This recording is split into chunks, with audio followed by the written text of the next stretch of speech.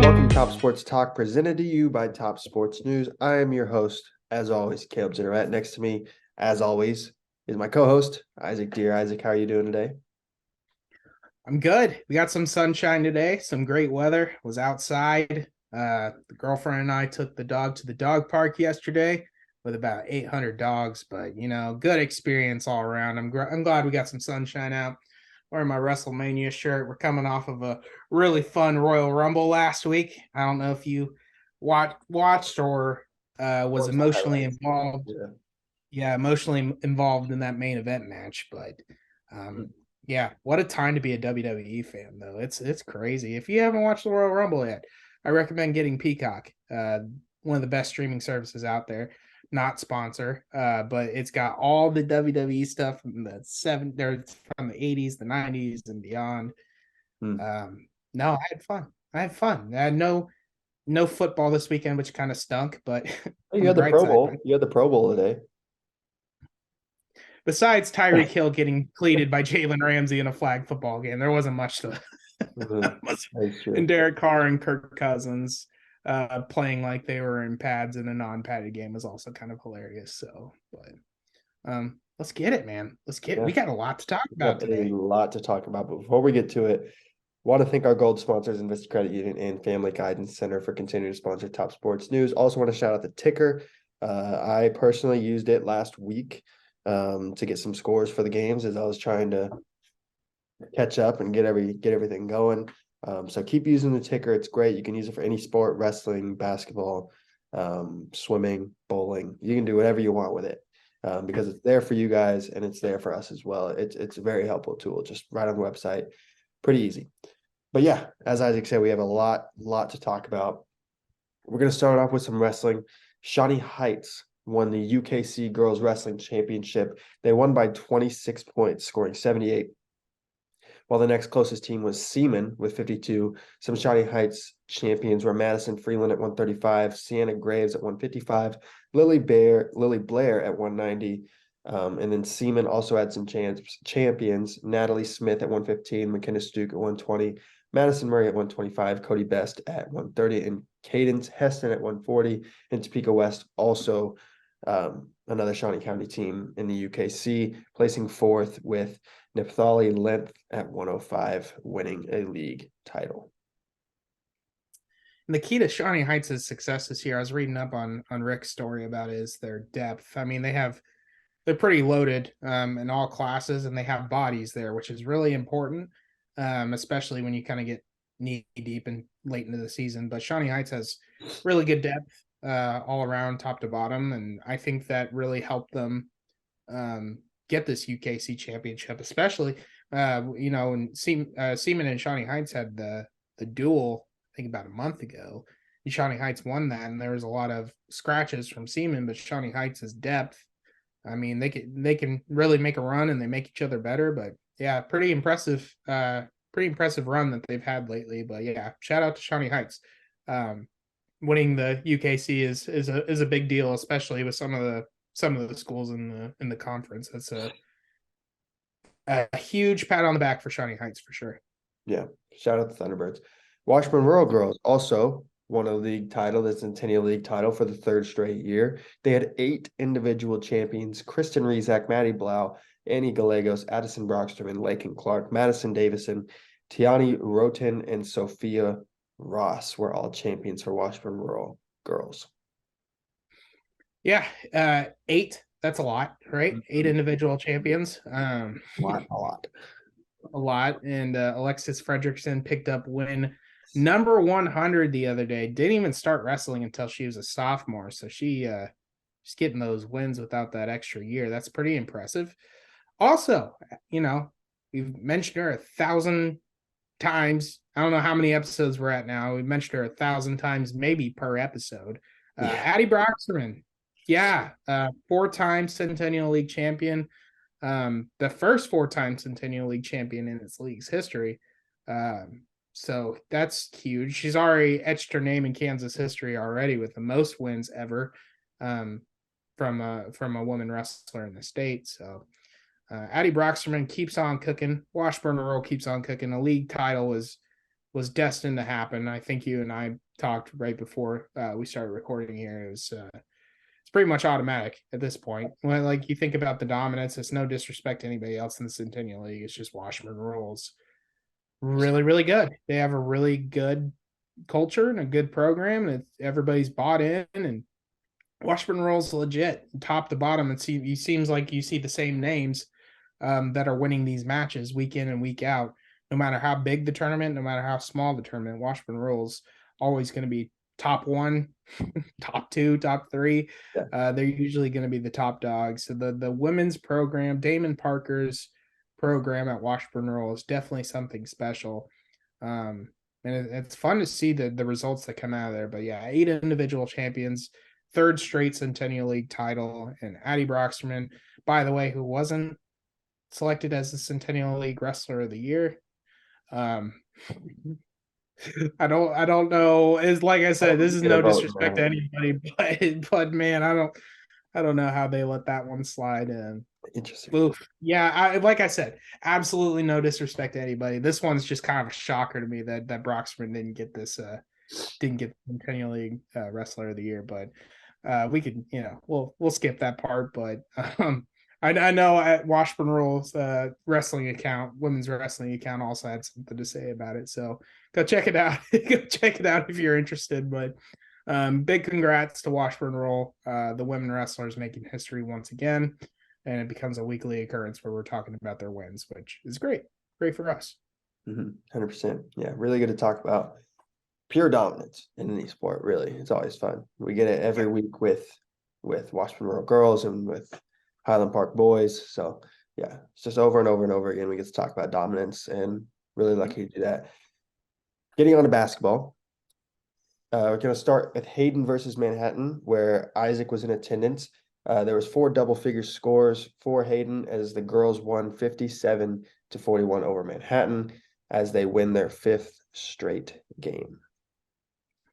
Yeah, the girls really it was convincing. The win was convincing. The first quarter was really close. I think it was a really close first quarter.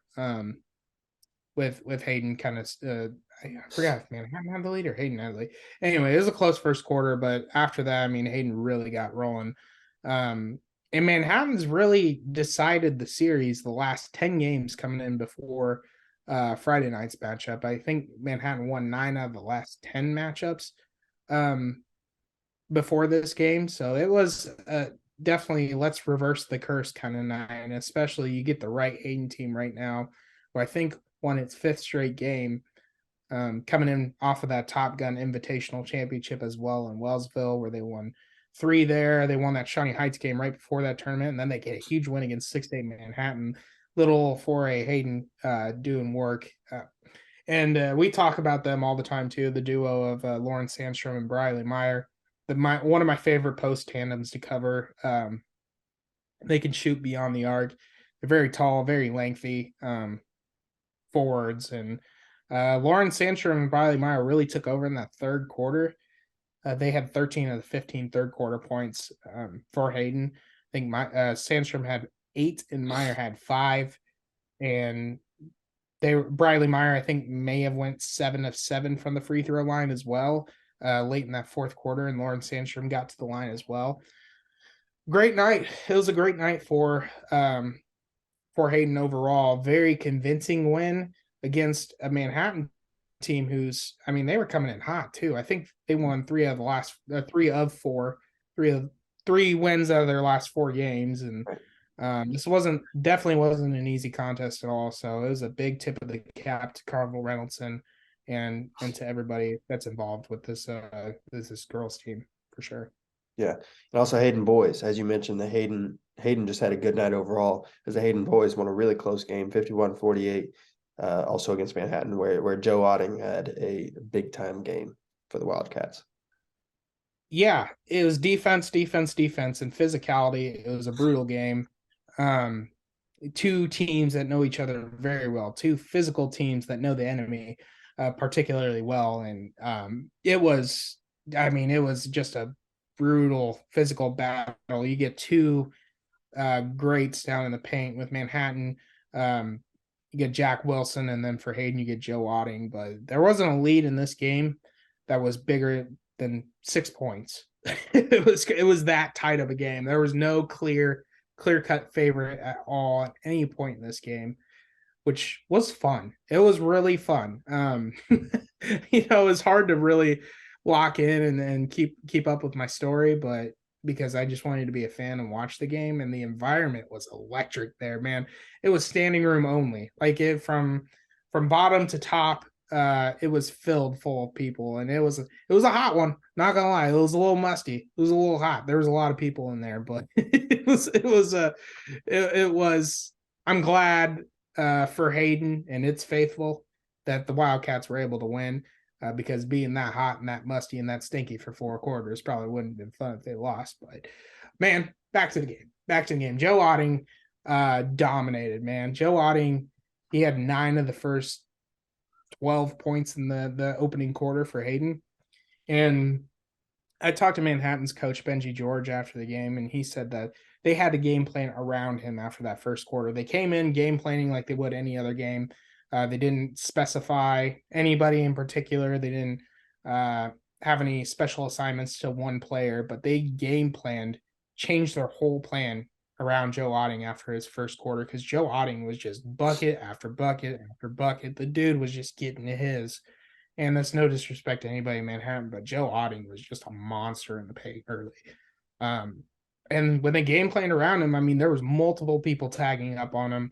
It just wasn't the same after that, just because there were so many bodies on him, which means in Manhattan also, Benji George also told me that they were forcing other Hayden players to shoot the ball after they were, doubling Otting and stuff. But the game came down to the very end to Jacob Padilla, who's, automatic from the free throw line. He had 5 of 6 free throw shots, including some technical free throws as well.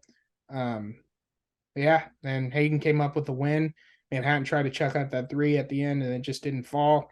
And the place went nuts. The home crowd went nuts after that win. It was a very tense, very tight, and very intense game between Hayden and Manhattan. So it was a big win for Hayden for sure on that. Mm-hmm. Then moving on to Silver Lake, who played Clay Center. The Silver Lake girls, for some reason, I don't know, that number 6 ranking to me is just so disrespectful. I mean, they dropped what they have. Do they have more than one loss on the year, or they still only have that one blemish on their record? Like, they lost by one point. Triple overtime. Like, I was actually at part of that game. I had to leave, but I was at part of that game, and I mean, in basketball, you're just not going to win every game. If you do, then you're a scary team. But yeah, I mean, that number 6 ranking, I know in the grand scheme of things doesn't mean a lot, but it's just Silver Lake is showing why they should be ranked higher as they continue to dominate. They won 64-38 over Clay Center, and they won 3 games this week. They've won 8 in a row. Like, yeah, I mean, what else do you want? I know they have 1 loss, but I don't know. It's disrespectful to me. It is disrespectful, Caleb. It's extremely disrespectful. I think I would argue that I hate that Silver Lake. It would be tough for them to get the number 1 spot because of Goodland. Mm-hmm. Goodland is so good. I mean, they're a clear-cut number 1. They won the state championship last year, basically returned an entire lineup. Telexa Weeder is one of the best players in all classes in the entire state. So you won't get much argument for me for number 1 right now. But number 6, I mean, they were number 7 for like 2 weeks. They dropped from number 2 to number 7. I don't understand that at all. And it's just they've been doing nothing but just rolling through people. Constant 20-point wins. And before that game on Thursday, or after the game on Thursday, I think their point differential was like 163 or something. So I don't get it. I don't understand. I go to bat for this team every week, but I agree with you that ranking is a little ridiculous. They've only lost 2 regular season games since like January 11th of 2022 as well. Which is a year. A year. Yeah. That meant last like 2022. Yeah. So I don't know what they want from them. But yeah, think about their starting five of Mariah Farmer, Cabron Kruger, McKinley Kruger, Mackenzie McDaniel, and Taylor Ross. I mean, they play every week. That's the same starting five every week for the last, I don't know, year, 2 years, and they're as consistent as it gets. You know what their strengths are, and quite frankly, not a ton of weaknesses that I've seen. You see some, shots here and there but other than that, I mean, really hardly any weaknesses at all. You can't really spot anything. They have a lot more strengths than weaknesses. And then part of that, not even with the starting fives, they're bench players. Kaylin Haney, Sarah Worley, and Kaylee Dieter, all integral parts of Silver Lake's success. Kaylin Haney, she's a freshman. She comes off the bench immediately within like a 3-minute span. She gets like 3 steals and forces Clay Center to really just struggle offensively. Sarah Worley, great offensive player, great defensive player as well. She's awesome off the bench. Kaylee Dieter is just unbelievable off the bench as well. I think that those three don't get really a lot of credit because of the flashiness of the starting five, but every time Kaylee Dieter, Kaylin Haney, or Sarah Worley checks in, I mean, it's nothing changes. I mean, it's they're gonna roll through you. They're gonna force you to make some turnovers. They're gonna just keep up the pace of where the game's at when the starting five's off the floor. And usually Dieter and Haney and Sarah Worley will check in with some. I mean, they'll have some starters in there, just depending on the substitution pattern, but yeah, no, incredible team. I agree with you on the ranking. But yeah, I don't see them dropping anytime soon. And the momentum, I certainly don't think is dead at all. I think it's actually at its peak right now. Yeah, and the boys as well, just come up short in a game against Clay Center, 57-49. Almost came back in that fourth quarter, but just couldn't get it done. In large part of Clay Center sophomore Cole Platson, nightmare, absolute nightmare for Silver Lake in that first half. He had a game high 25 points, 20 of those points coming in the first half. Johnny Roberts, Silver Lake's head coach, told me that they made some adjustments, but it might have been a little too late because I think he had over half the team's points, and most of those points didn't come until the first half. So, but they tried different things, and unfortunately, it was a little too late for Silver Lake. But some really good standouts from their boys team. Braxton McDaniel off the bench, 11 points, finished through contact with ease too. Like he's a big body, but there's defenders draped all over him, and he is finishing well, and he's really efficient. He's a really good piece there. I enjoy watching him come off the bench. He's really productive. Troy Hyman, Johnny Roberts also told me after the game, he's the go-to guy. Whenever they need anything from him, they go to Troy. Everything runs through Troy. Troy's that good of a player. And when he gets hot, I mean, no one's stopping him. I mean, he's a long, athletic kid. Washburn football commit. Shout out, go Bods, baby. How about them apples? Let's go, Troy Hyman. Big recruiting class, by the way. I mean, we can go to that later, but big recruiting class for the Bods. Staying in Shawnee County too. Love it. Anyways, but back to the game. Yeah, solid, hardworking team. A lot of young guys that are getting some serious work. They just fell short to Clay Center, and there's a lot of those close losses this year, which they'll definitely learn from. 100%. So this next game, this is where I had the pleasure to be, where Topeka High girls won their 5th straight 62-25 win over Junction City. They just dominated. I mean, it was, I guess you could kind of say it was close. It was a 5-point game after the first, but then they really went on the roll, 19-6 the second quarter, and then it was just running clock pretty much after that.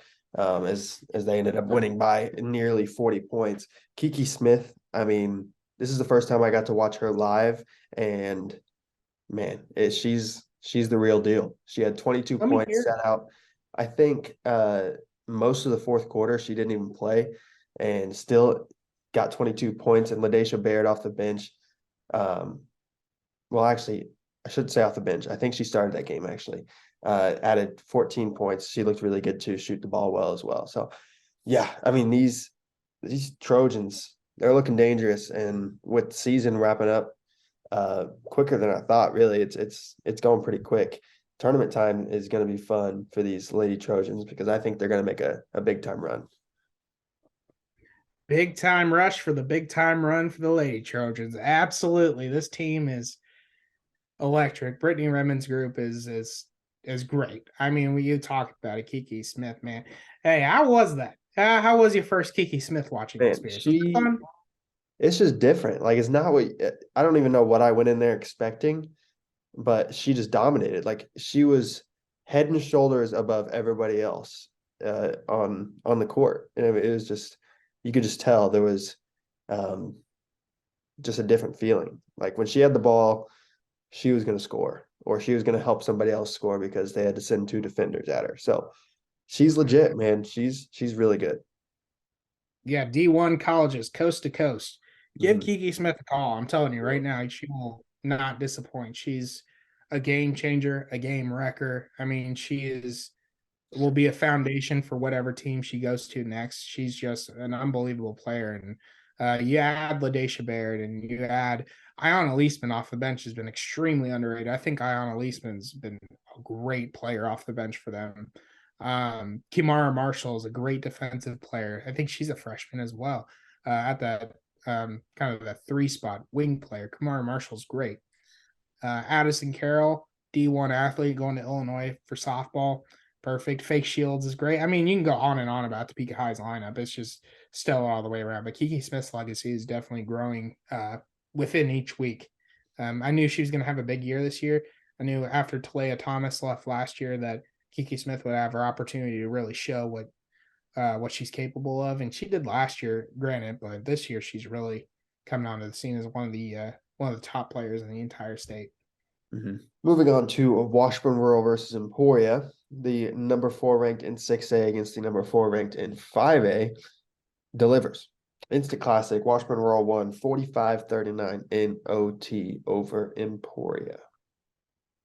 And I mean, it was Washburn Rural definitely avenged its Tuesday night overtime loss to Blue Valley Northwest in a, I wouldn't say a much bigger game, but I feel like it's well, it was a much bigger game. I'm not gonna lie. With the Emporia being in its own league, Emporia ranked number 4 in 5A, Washburn Rural being ranked number 6. That 45-39 victory is huge. One, it gives them the lead for the Centennial League race, which is always huge. They remain undefeated in the league. They get a 2-game separation as well, so that's awesome. And Caleb, you and I talked about this also before our break. It's like what's mind-boggling about this game is that in an overtime victory, Washburn Rural had only 4 players score, and like total the whole game, 4 players scored. The Brooklyn Delay had 18. Chloe Carlgren had 11. Kate Hink and Tenley Buck had 8 points apiece. So 18 plus 11 is 29, plus 8 is 37, plus another 8 is 45. There's your 45 points. So, hey, it got the job done. It got the job done. The defense was electric, kept him down, kept Emporia down, but 45-39 victory with 4 players scoring. That's really interesting. I don't see that too often. Definitely not. Really, honestly, pretty impressive that yeah, you can win a game when only 4 of your players make a basket. So, yeah, it just shows how good Washburn Rural girls can be when Yeah. one of your best players goes down for the year and you still have some pretty good players to come out and beat a ranked 5A team. So, the Rural boys also sitting it on top of the Centennial League as they came back and won 50-42 over Emporia as well.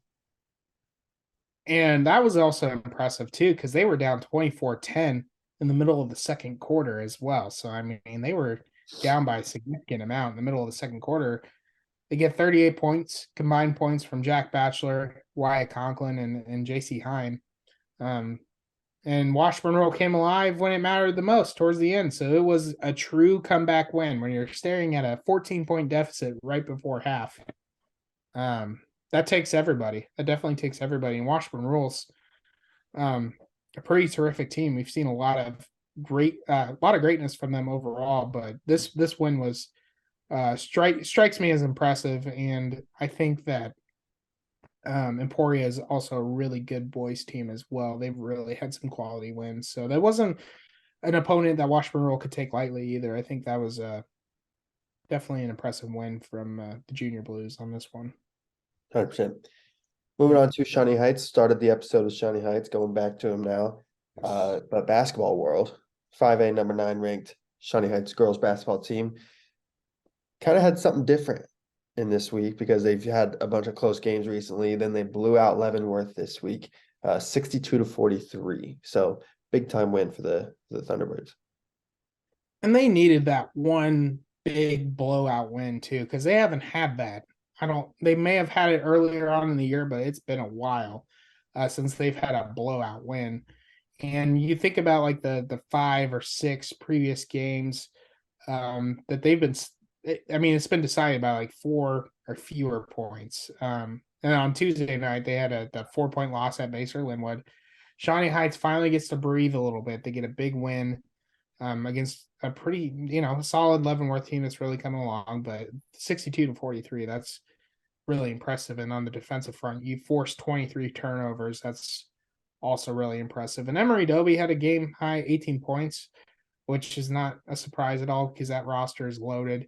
Taylor Rottinghouse, Riley Showalter, Emory Doby, Taylor Rance. You name, I mean, it just goes on and on. The Shawnee Heights team's really good, and they're ranked top 10 in 5A in the entire state for a reason. I mean, they're a good team. They just really needed this big of a win. I think that really will help them along the way for sure. Mm-hmm. The boys also enjoyed a big time blowout win, 69-32 over the Pioneers as well. Yeah, I mean, Leavenworth, I mean, it jumped out to a 7-2 lead in the first 3.5 minutes of the game or so, and then Leavenworth was held scoreless for the next 10.5 minutes. 10.5 minutes they were left scoreless. In the 10.5 minutes, I think Shawnee Heights went on a 26-2 run. You're not going to win a lot of those games if you go on a 10.5 minute scoreless streak and get outscored 26-2. Ken Darting, Shawnee Heights' coach, he is defense, defense, defense, defense, defense, defense, defense. He is, you will not eat at his house unless you talk about defense. If you don't talk about defense, you're not getting the rolls, you're not getting the chicken, you're not getting the gravy, you're not getting any of that. It's all about defense in Shawnee Heights, and I can't emphasize that enough. And Rick Pearson was at the game the other day, and he got a really interesting quote from Ken Darting. I thought that would be interesting to relay this defensive message, but he said what Ken Darting said, what's making the difference this year over the last 4 years, and certainly the last 2, is the kids believe the same thing I do.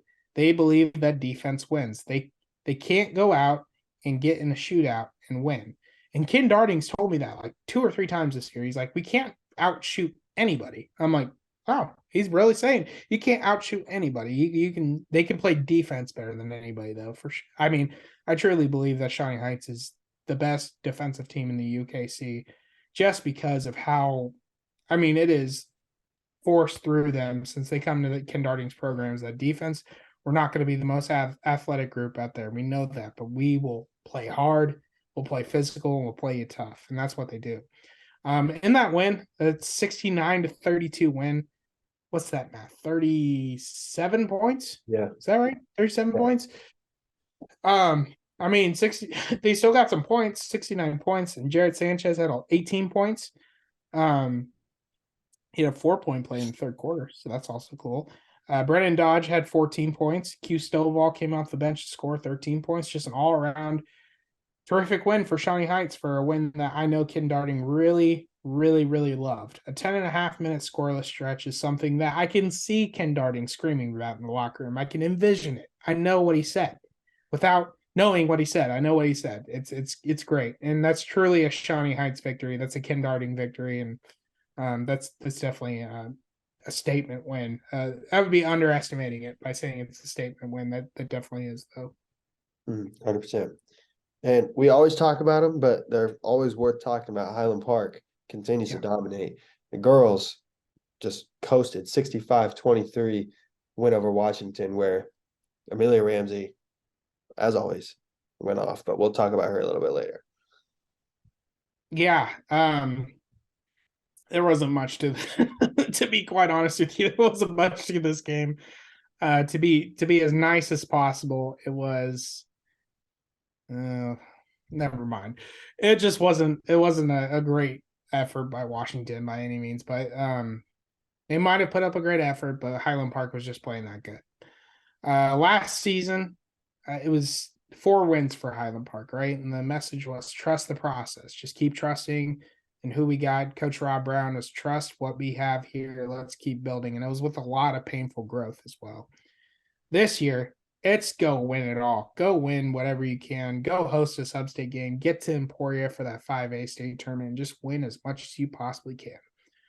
And the 65-23 win over Washington was really impressive for a couple standout performers. Angelique Gowan Britt, don't talk about her much. Amelia Ramsey is who we usually the topic of conversation because of her Wilt Chamberlain like numbers on a nightly basis. But Angelique Gowan Britt had a triple double and was very, very close to a quadruple double. She had 13 points, 12 rebounds, 11 assists, and 6 steals on the night.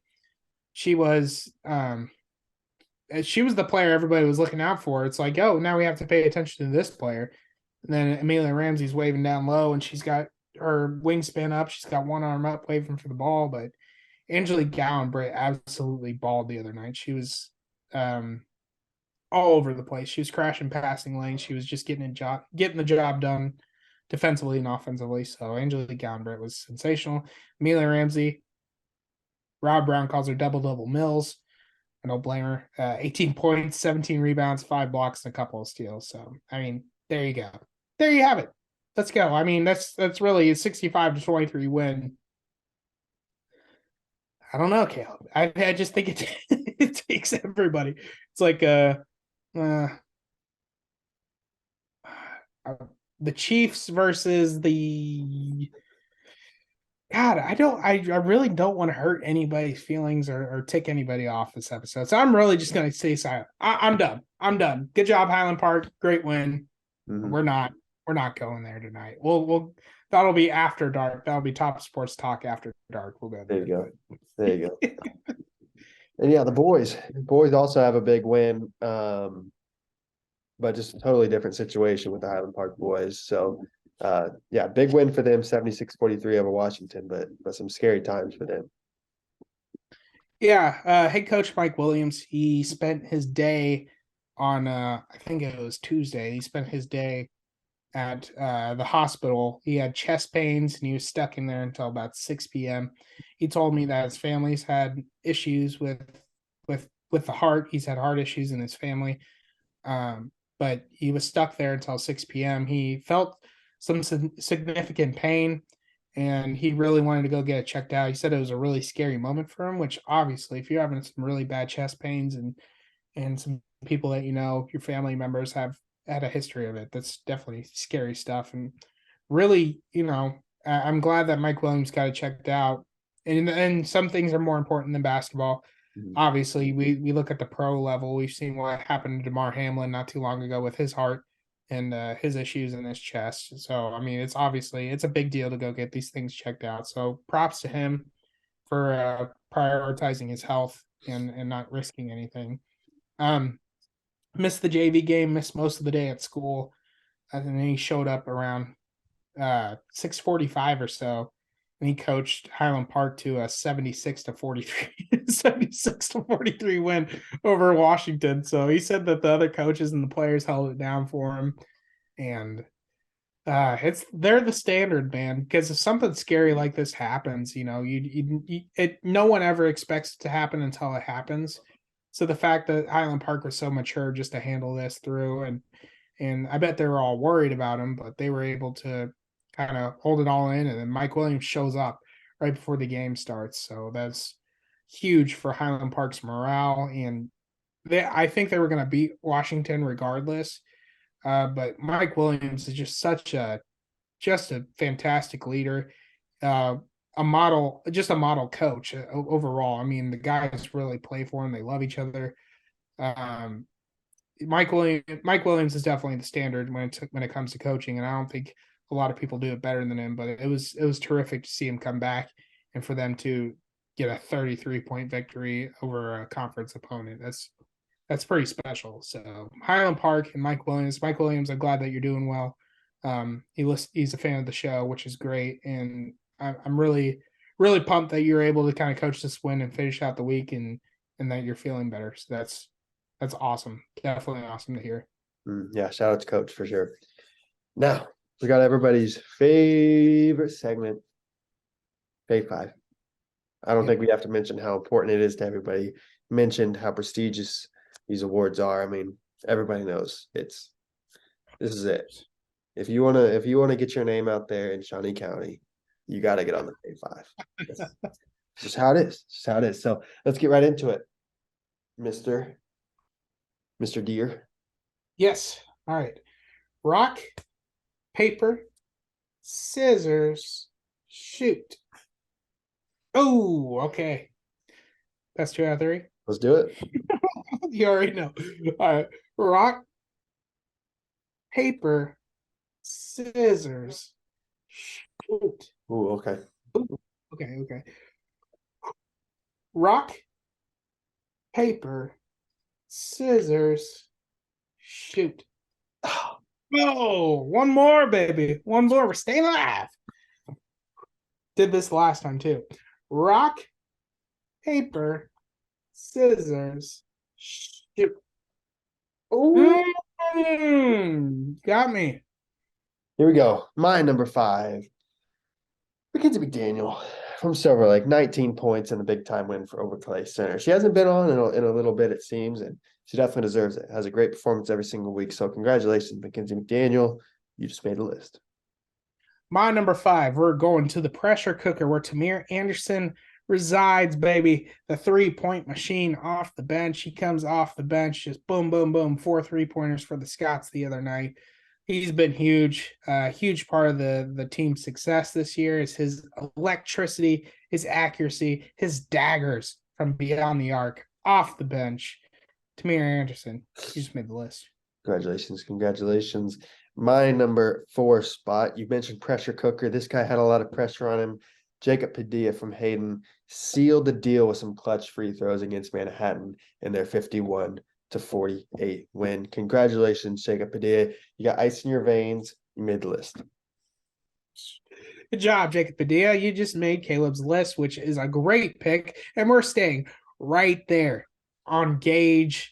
What was that? Gage Boulevard? Gage Boulevard. We're staying right there at Gage Boulevard near the Topeka Zoo because how cool is it having your school next to a zoo? We're going with Lauren Sandstrom. She's on the list like every week, but she can't stop balling. Lauren Sandstrom, I mean, what else is there to say? She took over the game against Manhattan. Sandstrom, Briley Meyer, Kalia Fulton, Norma Greco, you name it. But Lauren Sandstrom had herself a game the other day. Big win over 6A Manhattan. Little 4A Hayden beating Manhattan, no problem. Lauren Sandstrom, you just made the list. Congratulations. My number 3 spot, we talked about it a little bit earlier. Always shows up in the big time moments. Always shows up whenever you need her.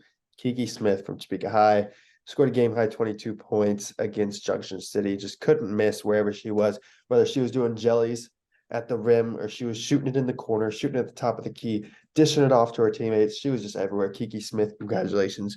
You just made the list. Kiki Smith, great choice. Another seems like weekly Fave 5 selection.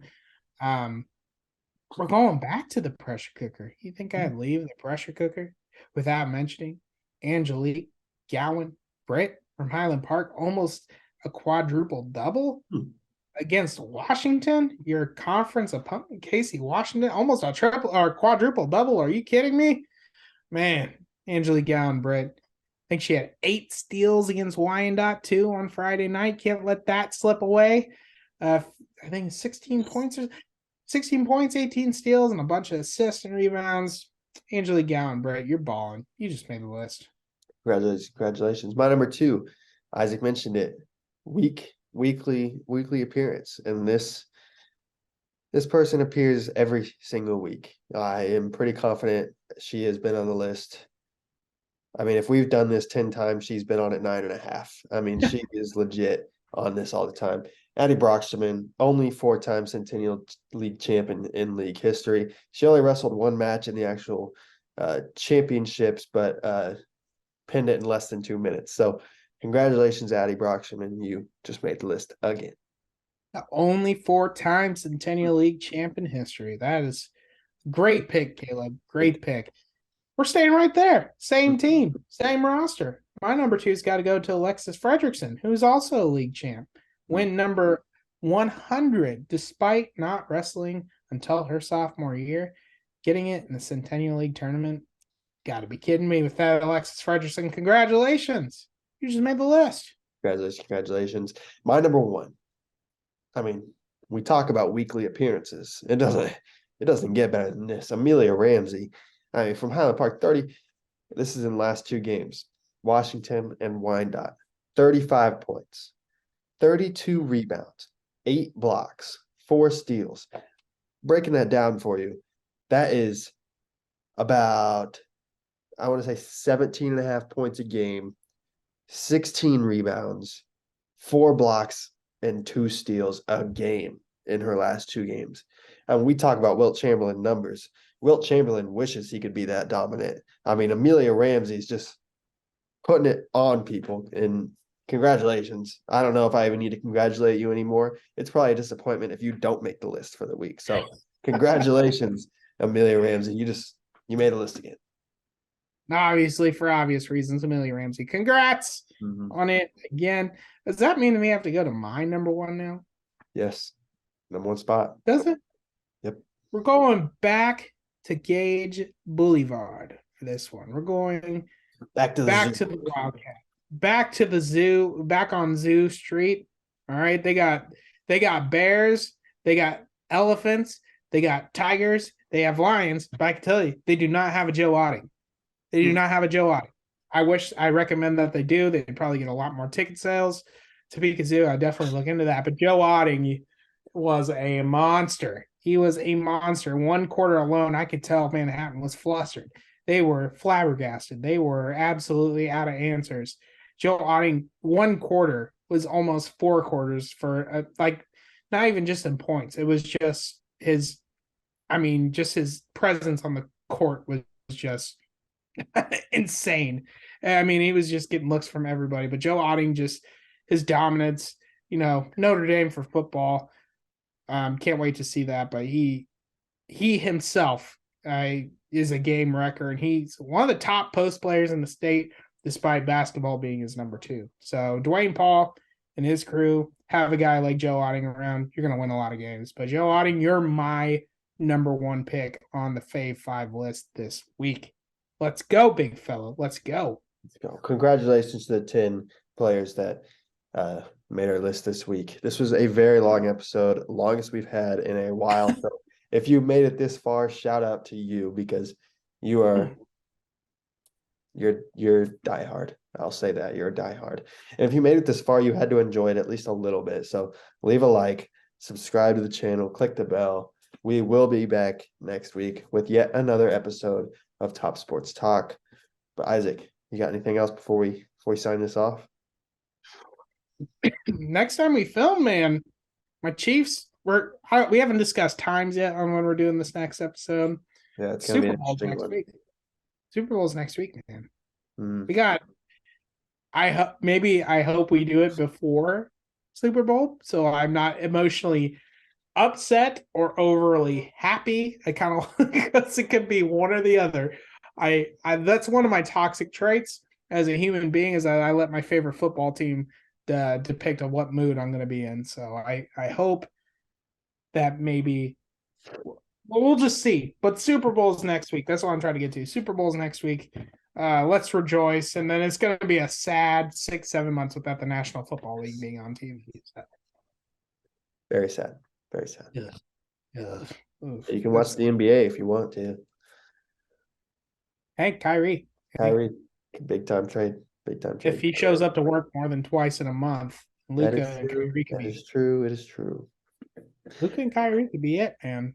Luka and Kyrie versus I don't know if the Warriors, man. We talked about it a little earlier. I don't know if the Warriors are gonna. They probably will. because that's just their thing. Yeah, But there's some interesting duos in the Western Conference. So for I sure. hope we can talk about Kyrie and Luka soon because I have a lot of thoughts on those two. Yeah, for sure. For We sure. need an NBA pod. But anyways, yeah. Yes, we will see you guys next week. Subscribe, like the video, and click the bell. But we'll see you guys later.